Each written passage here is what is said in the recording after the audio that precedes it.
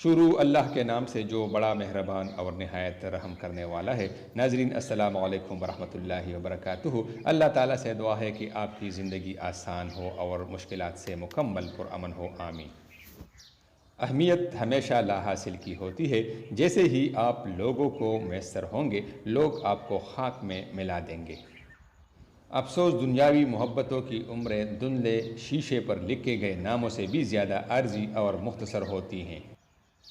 ایک شخص اکثر ایک بوڑھی عورت سے سنگترے خریدا کرتا تھا۔ وزن، پیمائش اور قیمت کی ادائیگی سے فارغ ہو کر وہ سنگترے کو چاک کر دیتا۔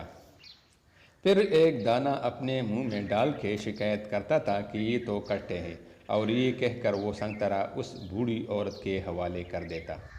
وہ بزرگ عورت ایک دانہ چکھ کر کہتی یہ تو بالکل میٹھا ہے، مگر تب تک وہ خریدار اپنا تیلا لے کر جا چکا ہوتا تھا۔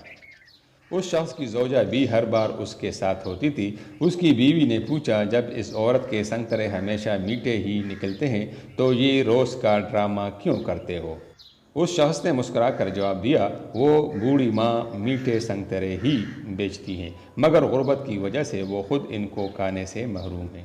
یہ ترکیب کر کے میں ان کو ایک سنگترا بلا کسی قیمت کے کھلانے میں کامیاب ہو جاتا ہوں۔